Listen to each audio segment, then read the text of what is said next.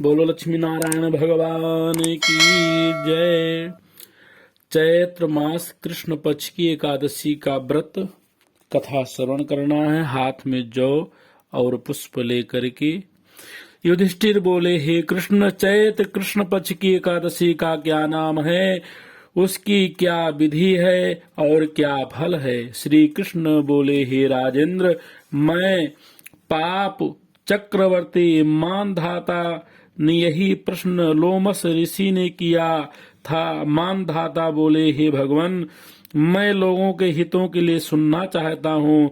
चैत्र के कृष्ण पक्ष की एकादशी का क्या नाम है, उसकी क्या विधि है, सो कृपा करके कहिए।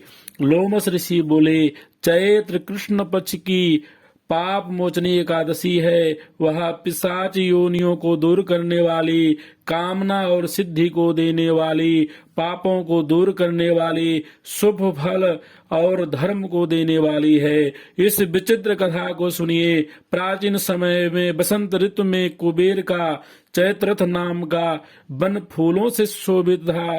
वहां गंधर्वों की कन्या किन्नरों के साथ विहार करते थे। इंद्र आदि देवता भी वहां क्रीड़ा करते थे। चैत्रथ वन से सुंदर कोई दूसरा वन नहीं था। उस वन में मुनि लोग तपस्या करते थे। वहां मेधावी नाम के मुनि भी निवास करते थे। वहां अप्सराओं ने मुनि को मोहित करने का प्रयत्न किया। मंजुघोषा नाम की अप्सरा सोचने लगी और उसने भय से आश्रम से 1 कोस की दूरी पर खड़ी हो गई तथा सितारा को बजाकर मीठे स्वर से गाने लगी।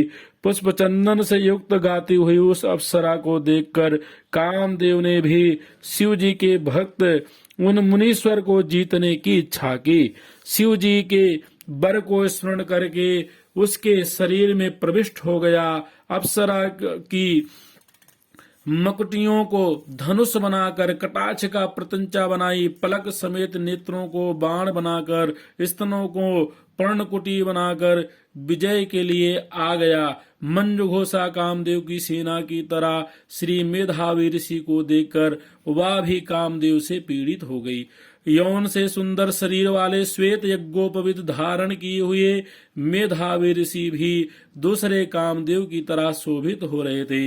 मेधावी मुनि सुंदर च्यवन ऋषि के आश्रम में रहते थे। मंजुघोषा मुनीश्वरों को देखकर दूर खड़ी हो गई। कामदेव के बस में होकर मंद स्वर से गान करने लगी। उसकी चूड़ी, करधनी और नूपुरों की झनकार से मन गूंजने लगा। हाव भाव सहित गाती हुई अप्सरा को देखकर मुनीश्वर भी कामदेव की सेना के वशीभूत हो गए।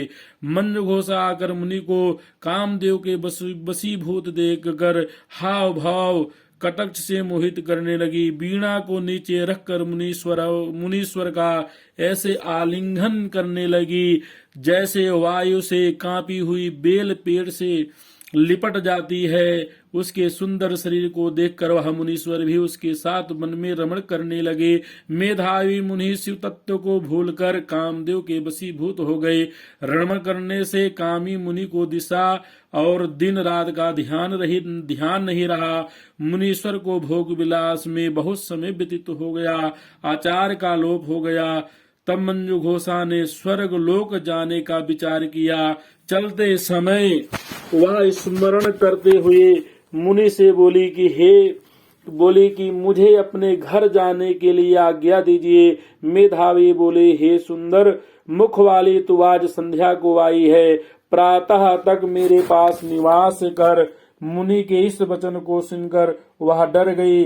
फिर उन मुनीश्वर के साथ विषय करने लगी। तब मुनि के श्राप के डर से बहुत वर्षों तक रमण करती रही। 57 वर्ष 9 महीना 3 दिन व्यतीत हो गए, परंतु इतने दिन मुनि को आधी रात के समान मालूम हुआ। इतना समय बीतने पर अप्सरा मुनि से फिर बोले, हे ब्रह्मन, मुझको घर जाने की आज्ञा दीजिए। मेधावी बोले, अभी तो सवेरा हुआ है, मेरी बात सुन।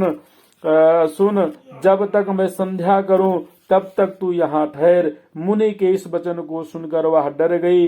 फिर मुस्कुराकर विस्मित होकर बोली कि विप्रेंद्र, हे ब्राह्मण, आपकी संध्या का कितना परिणाम है, वह समाप्त हुई कि नहीं, मेरे ऊपर कृपा करके कृपा करके गए हुए समय का विचार करिए। अप्सरा के इस वाक्य को सुनकर मुनि को बड़ा आश्चर्य हुआ। ब्राह्मण ने हृदय में ध्यान करके समय का अनुमान कर लिया और बोले, हे सुंदरी, तेरे साथ 57 वर्ष बीत गए। तप को बिगाड़ने वाली अप्सरा को काल के समान देखकर क्रोध से मुनि के होंठ कांपने लगे और व्याकुल होकर बोले कि तू पिशाचनी हो जा, हे पापनी, तुझको धिक्कार है। मुनि के श्राप से क्षुब्ध सुंदर भ्रुकुटी वाली अप्सरा नम्र होकर मुनि से प्रार्थना करने लगी, हे विपेंद्र, कृपा करके श्राप को शांत करिए। सज्जनों का वचन और संग 7 कदम चलने पर भी फल देता है। आपके साथ मुझको बहुत से वर्ष बीत गए, इस कारण हे स्वामिन मेरे ऊपर कृपा करिए। मुनि बोले, हे भद्रे, मैं क्या करूं, तूने मेरा बड़ा भारी तप नष्ट कर दिया। तथापि मैं तुझको श्राप दूर करने का उपाय बतलाता हूँ, उसे सुन। चैत्र कृष्ण पक्ष में सब पापों को नाश करने वाली पाप मोचनी नाम की शुभ एकादशी होती है। हे सुब्रु, उसका व्रत करने से पिशाच योनि छूट जाती है। यह कहकर वह मेधावी पिता के आश्रम चले गए। मेधावी को आया हुआ देखकर च्यवन ऋषि बोले, हे पुत्र, तुमने यह क्या किया, सब तपस्या को नष्ट कर दिया। मेधावी बोले, मैंने अप्सरा के साथ रमण किया, बड़ा भारी पाप है। अब प्रायश्चित बताइए जिससे पाप दूर हो जाए। च्यवन बोले, चैत्र के कृष्ण पक्ष में पाप मोचनी एकादशी होती है। हे पुत्र, उसका व्रत करने से पापों का समूह नष्ट हो जाता है। पिता के इस वचन को सुनकर मुनि ने उत्तम व्रत को किया। मुनि का पाप दूर हो गया और धर्मात्मा हो गए। यह मंजू घोषा भी इस व्रत को करके पाप मोचनी के व्रत के प्रभाव से पिशाच योनि से छूट गई। दिव्य रूप धारण करके वह सुंदर अप्सरा स्वर्ग को चली गई। इस व्रत के करने से बहुत पुण्य मिलता है।